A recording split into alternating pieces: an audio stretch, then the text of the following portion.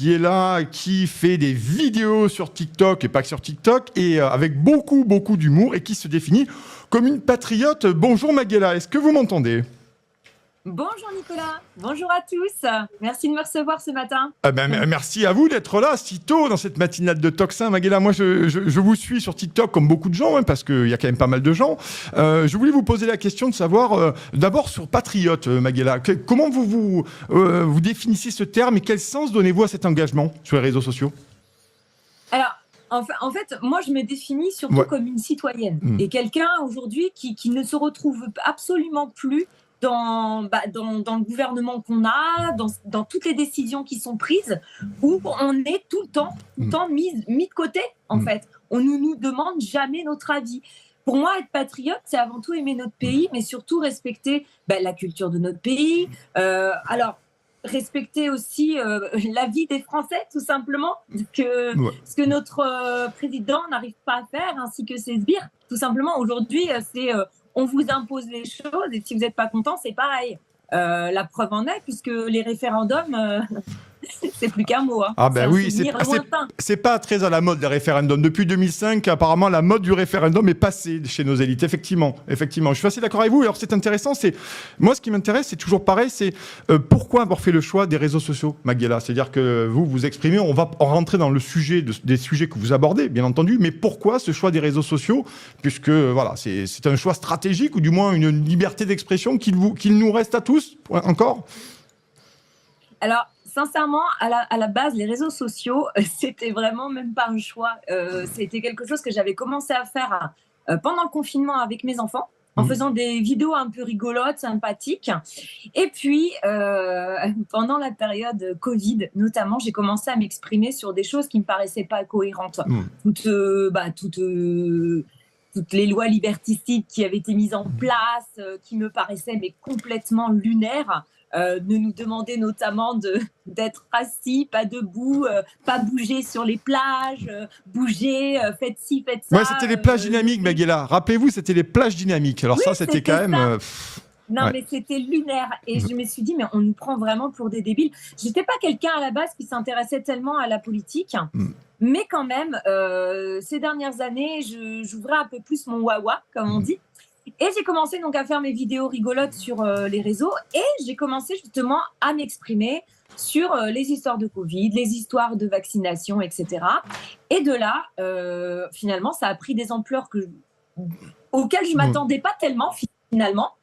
Et les gens appréciaient le fait que moi, quelque part, je dise un peu tout haut ce que beaucoup pensent tout bas. Et aujourd'hui, je m'exprime de cette façon parce que alors je vais pas dire que je me considérerais pas comme le porte-parole de qui que ce soit, mais je sais que j'ai beaucoup de gens qui m'envoient des messages en me disant merci Mag, tu dis vraiment tout haut ce que nous on n'arrive pas à dire, etc. Et du coup, voilà, si je peux aider certaines personnes peut-être à retrouver le sourire, parce que j'essaye quand même de donner les actualités ou de donner mon avis avec un peu d'humour pour que ça change. Et il y a beaucoup de gens qui apprécient ça. Voilà. Ouais, c'est très intéressant. Moi, toujours la question que je me pose, c'est que vous le disiez, Maghiela, c'est moi, je m'intéressais pas trop à la politique. Donc, j'ai envie de vous poser la question qui me semble assez simple. C'est à quel moment, est-ce qu'il y a un moment où vous avez basculé, vous vous dites là, à un moment donné, il va falloir s'intéresser. Il y a des choses qui me gonflent et il va falloir que je m'exprime aussi là-dessus. Est-ce qu'il y a eu un moment ou est-ce que c'est venu progressivement ? Alors, c'est venu progressivement, mais comme je vous dis, au moment du Covid, là, ça a vraiment... là, je me suis dit, non, stop. Là, ça va plus. On nous prend pour des débiles. On nous fait voter... on vote pour nous des lois qui sont complètement débiles. Et effectivement, ça s'est fait progressivement, où je me suis dit, mais il y a tellement de taf dans ce pays. Il y a tellement de choses à faire. Il y a tellement de choses à faire et tellement de choses qui ne vont pas et qui surtout ne vont pas dans le sens du citoyen, où on nous prend vraiment... on subit. C'est vraiment, moi je le dis souvent dans mes vidéos, mais on est vraiment sur les gueux et les élites. Aujourd'hui, je le conçois comme ça parce que moi j'ai l'impression que ils nous prennent pour des gueux, quoi, clairement. D'ailleurs, vous n'étiez pas invité à Versailles il n'y a pas longtemps, là, les deux soirs ? Non ? Non, ils m'ont pas invité à la petite sauterie qu'on a payée d'ailleurs. Hein. D'ailleurs, je le dis dans l'édito ce matin, hein, l'Élysée n'a toujours pas communiqué sur le coût réel apparemment du repas, concrètement. Et on a connu le prix des bouteilles de vin, du champagne et consorts, du menu, mais on ne connaît pas le coût global. Donc peut-être qu'il y avait un bouclier tarifaire aussi à ce niveau-là. Ça serait intéressant de voir avec l'Élysée s'il y avait un bouclier tarifaire sur le dîner à Versailles, les amis. Vous avez 3 comptes, Maghela, sur TikTok. Vous avez subi vous aussi la censure ou pas, un peu comme nous tous là? Mon compte principal s'appelle Magelia5 et c'est pas pour rien parce que c'est le 5e que j'ai ouvert. J'ai subi effectivement beaucoup de censure où on me signalait, parce qu'en fait sur TikTok, quand à un moment donné on signale, les gens signalent les vidéos, au bout d'un moment le compte finit par être banni et censuré. Enfin, il est complètement, il dégage quoi. Et donc du coup, mon compte s'appelle Magelia5 puisque j'en ai eu 4 auparavant. Et donc j'ai Magelia6 et Magelia7 également, pour pouvoir m'exprimer, parce que ils nous restreignent les comptes au bout d'un moment quand il y a trop de signalements de vidéos. Ouais, et c'est quoi la raison qu'on vous donne, Maghela? Qu'est-ce qu'on vous dit quand vous supprimez les vidéos ou qu'on vous shadowban, pour parler malheureusement anglais? Oui, c'est ça. Eh bien, ça va être par exemple contenu haineux. Voilà, alors que je ne fais que dire les choses, ou ça va être des informations, alors que les informations sont tout à fait vérifiables sur Google. Souvent, je leur dis, mais Google est ton pote, va vérifier, tu verras. Donc voilà, parce que bon, en général, j'essaye quand même, enfin en général, même de toute façon, tout le temps, je vérifie avant de pouvoir donner quoi que ce soit. Ça m'est arrivé 1 ou 2 fois d'être victime de fake news. Dans ce cas-là, je fais un démenti et je supprime la vidéo parce qu'il faut être intelligent aussi. Voilà. Oui, parce que c'est ce qui est intéressant en fait, c'est que vous avez quand même une communauté comme d'autres aujourd'hui, et on se rend compte, quand vous connaissez un peu les uns les autres en discutant avec vous, c'est qu'il y a une véritable recherche de sources, et que vous faites cet effort-là. On a tellement été, pour nous journalistes, ou vous, influenceurs, là-dessus sur les réseaux-là, on a tellement été accusés de tous les noms qu'il y a cette démarche chez vous, je trouve, de plus en plus, d'aller vérifier, d'aller sourcer, d'aller recouper les informations. C'est intéressant cette démarche-là qui est la vôtre. Mais tout à fait, et c'est important de ne pas induire les gens en erreur, qu'ils puissent vraiment avoir accès justement à ces informations auxquelles ils n'ont pas accès d'ailleurs, puisque moi parfois ça m'arrive de faire ma petite curieuse et de regarder les chaînes, les grandes chaînes. C'est lunaire, je me dis non, à quel moment ils parlent de ça? Non, ils n'en parlent pas, et ça, ah non, toujours pas. Bon, bah écoute, on va en parler puisqu'ils n'en parlent pas. Voilà, c'est exactement ça. En fait, moi j'essaye de me mettre un point d'honneur à apporter ces infos que les médias n'apportent pas. Et oui, parce qu'il y a quand même une certaine forme, quand on a autant de followers et de suiveurs, pardon, et de vues sur vos vidéos, il y a quand même une notion de responsabilité aussi qui s'impose, de fait. Tout à fait, il faut être droit envers les gens. Alors après, il y en a qui m'accusent, qui me disent souvent « Ouais, on t'a pas demandé ton avis ». Bah ouais, mais je le donne quand même, c'est pas grave. Parce qu'en fait, je ne fais pas que de l'informatif, je vais aussi donner mon opinion par rapport à tout ça. Donc je me positionne. Donc il y a une prise de risque aussi quand on se positionne, mais je pense qu'aujourd'hui, si on ne se positionne pas, on n'avancera pas. Donc il le faut, on n'a pas le choix. On ne peut pas rester juste spectateur aujourd'hui de ce qui se passe. Il faut absolument prendre les choses en main, et je reste persuadée que de se fédérer et que les citoyens, les gueux, se bougent une bonne fois pour toutes, il n'y a que ça qui fera avancer les choses. Tant qu'on sera divisé, on ne fera rien. Alors, c'est intéressant. Et ils le savent pertinemment. C'est intéressant ce que vous dites là, parce que c'est une réflexion que je me fais depuis plusieurs semaines, mais notamment les derniers jours, notamment depuis le dîner de Versailles. J'ai quand même l'impression que vous êtes sur TikTok beaucoup plus que moi, et j'ai quand même l'impression de voir de plus en plus de vidéos de citoyens mais excédés, énervés. Je ne sais pas si vous avez cette analyse-là. Et la réalité aussi, quand vous dites diviser, moi je dirais plutôt atomiser. C'est-à-dire que les gens sont seuls des uns et des autres, avec une situation économique qui est de plus en plus compliquée, qui n'invite pas non plus à pouvoir rencontrer les gens parce que c'est de plus en plus compliqué. Mais est-ce que vous sentez ça monter? C'est la question que j'allais vous poser, Maghela. C'est que, est-ce que vous partagez mon avis sur ces vidéos qu'on avait vues au début des Gilets jaunes, sur Facebook notamment? Et comme Facebook a été verrouillé, j'ai l'impression qu'aujourd'hui c'est en train de se déporter sur TikTok. Mais peut-être que je me trompe. C'est pour ça que je vous pose la question. Ah non, mais Nicolas, c'est complètement ça. En fait, TikTok aujourd'hui est devenu quelque part la tribune qui permet aux gens de s'exprimer. Alors après, évidemment, il y a de tout, hein. Il y a des choses bien, il y a la Ligue de l'Humanité, il y a beaucoup de choses sur TikTok. Mais aujourd'hui, TikTok est devenu effectivement une tribune qui permet aux gens de s'exprimer. Et d'ailleurs, c'est pour ça, vous pensez bien que le gouvernement veut mettre des petites sanctions, etc. Parce qu'ils ont compris que les gens allaient réussir à se fédérer de cette façon. Facebook, effectivement, est aujourd'hui complètement censuré, donc voilà. Mais par rapport à TikTok, on arrive encore à s'exprimer correctement. On arrive d'ailleurs entre patriotes à avoir parfois des discussions. Enfin, moi, je sais que je communique beaucoup, notamment avec Charbel Larkis, qui est quelqu'un de très patriote également. C'est quelqu'un qui est immigré libanais et qui aime la France et qui n'oublie pas ce que la France a fait pour lui, en fait. Et il a créé notamment le mouvement des frères dissidents. C'est un mouvement apolitique, hein. Donc on est vraiment un mouvement de patriotes où on en a marre. En fait, c'est vraiment ça, on en a marre. Et je pense que ça, le gouvernement a compris que les gens se fédéraient via les réseaux sociaux et ça commence à leur faire peur. Oui, parce d'où la censure qui va être un peu plus accentuée. Oui, parce que je l'ai dit dans une vidéo cette semaine, pendant les Gilets jaunes, effectivement, ils l'ont pas vu venir. Ils n'ont pas vu venir l'agrégat des gens sur les ronds-points, parce que les ronds-points ne sont que l'expression, finalement, d'événements qui étaient lancés sur Facebook et certaines pages avaient 200, 300 000. On va recevoir Jérôme Rodriguez tout à l'heure après vous. Jérôme, je crois qu'il a 300 000 abonnés sur sa page Facebook. C'est considérable. Donc, cette question-là, que j'ai envie de vous poser aussi, Maguela, c'est est-ce que vous pensez que, finalement, un mouvement populaire pourrait commencer à naître sur TikTok, comme ça a été le cas avec Facebook en 2018. Au-delà des vidéos, est-ce qu'il y a vraiment, pour vous, l'espoir d'un agrégat hors syndicat, hors parti, hors collectif, voilà, vraiment un mouvement citoyen?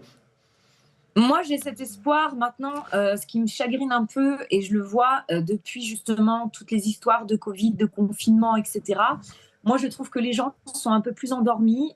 Ils ont peur. Ils ont peur, hein, je pense que, et c'est tout à fait logique. Il y a aussi cette histoire où les gens se retrouvent dans la merde financièrement, mais vraiment, hein, on n'a jamais vu ça. Ça fait longtemps que ça s'est pas vu.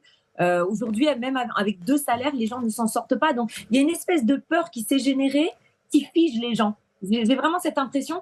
Les gens étaient moins figés avant les histoires de confinement parce que les gilets jaunes, c'était avant.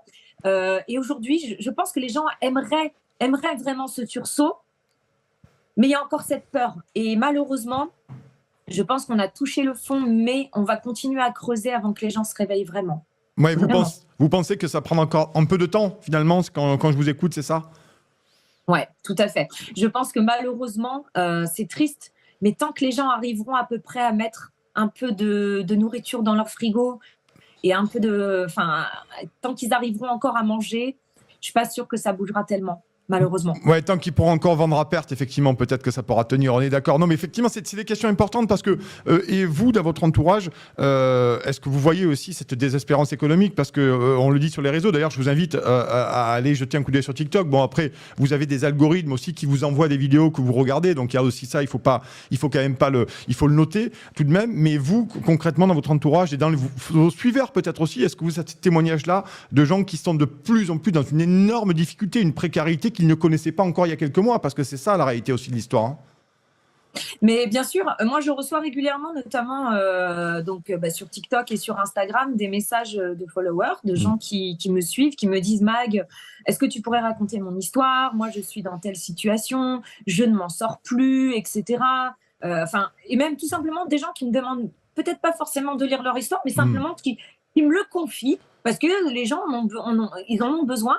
Par contre, après, je dirais que quand je vis ma vie hors réseaux sociaux, je sais pas, moi, je suis quand même dans une hallucination où j'ai l'impression que les gens il n'y a rien qui change, en fait. Les gens vivent leur vie, vaquent à leurs occupations comme si de rien n'était, alors que moi qui vais en clientèle, par contre, parce que je me déplace aussi au domicile des gens pour mon travail, là, oui, je le ressens. Les gens quand même me parlent, me disent oh là là, j'ai encore eu ça comme augmentation et ça, je sais pas comment on va faire. On travaille à 2, on s'en sort pas.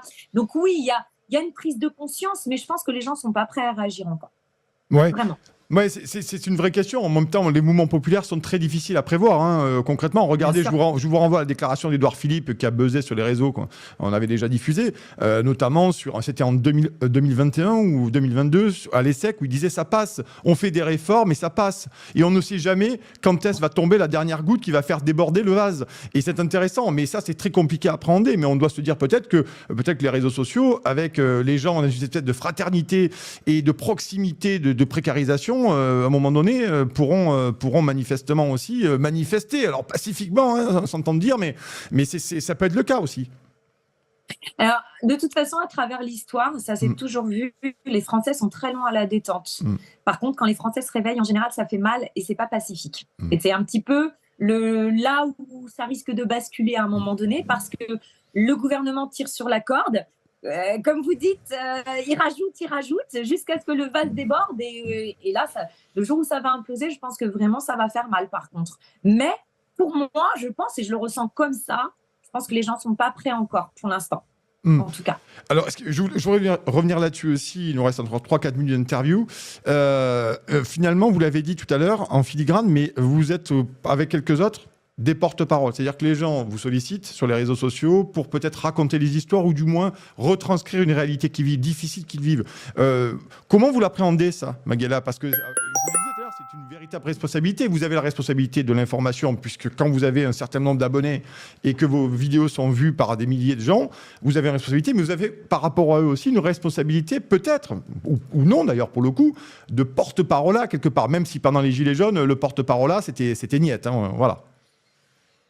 Alors, en fait, ce porte-parole-là, moi, il m'est un peu tombé dessus sans que je m'y attende. Comme je vous disais, est-ce que ça a pris de l'ampleur sans que je puisse contrôler les choses? Et effectivement, je le prends à cœur parce qu'il est important pour moi de ne pas désinformer les gens et de leur apporter les infos nécessaires. Quand il m'arrive d'avoir des infos qui ont été un peu tronquées, je fais des vidéos où je réexplique les choses. S'il le faut, je vais supprimer les vidéos où ça n'a pas été bon ou etc. Parce que j'ai quand même ce respect de ma communauté et c'est important. Et alors, je ne sais pas si je suis vraiment un porte-parole, mais en attendant, les gens me le font ressentir comme ça parce que en proportion, j'ai très peu de haters. Vraiment, je reçois beaucoup de messages d'encouragement chaque jour de gens qui me disent merci, tu me donnes le sourire, merci de nous informer. Et du coup, ouais, je le prends à cœur parce que je me dis si je peux aider les gens, certaines personnes peut-être à prendre conscience de ce qui se passe, parce que beaucoup vivent aussi. Enfin, il n'y a pas que les réseaux sociaux, hein, et il y a beaucoup aussi de gens qui vivent un peu en autarcie quand même, et il y a aussi des gens qui veulent pas entendre. Ça, c'est une certitude. Mais ouais, j'essaye de le prendre à cœur et j'essaye de le faire de façon sérieuse avec de l'humour, mais j'essaye de ne pas le faire en prenant les gens pour des cons. C'est important d'être respectueux de la communauté. Et puis, si ça peut faire bouger les choses, franchement, je ne demande pas mieux, vraiment. Vraiment. Allez, dernière question, Maghela. Merci d'être là et merci à vous d'être là. N'hésitez pas à partager, mettez des pouces massivement sur ce live. Vous le savez, il faut absolument faire monter les algorithmes, l'audience et pousser la matinale Tocsin. Et n'hésitez pas, bien sûr, à nous faire un don sur Tipeee. On en a besoin. Merci. Vous levez avec Tocsin. Dernière question pour Maghela et c'est la plus difficile. C'est la plus difficile. Si vous deviez décrire Emmanuel Macron en quelques mots, en moins de 1 minute, chère Maghela. Arrogant, cynique. Déconnecté de la réalité, voilà, pour moi, déconnecté de la réalité des gueux. Voilà, tout simplement. Moi, c'est vraiment, je pense que c'est comme ça que je le décrirais. Il est déconnecté, c'est ça. Il se fout complètement de ce qui peut arriver à son peuple.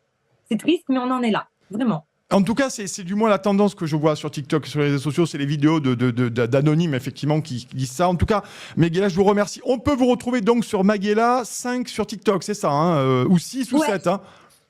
Alors, Maghela 5, Maghela 6, Maghela 7. Voilà la Startup Nation, les amis. Vous pouvez retrouver Maghela sur 3 comptes TikTok. Il faut les chercher. Hein. C'est un peu Matrix. C'est comme ça, la Macronie. On est chez Matrix. En tout cas, merci beaucoup d'avoir accepté mon invitation, Maghela. On vous souhaite une excellente journée. On se tient au courant. Merci.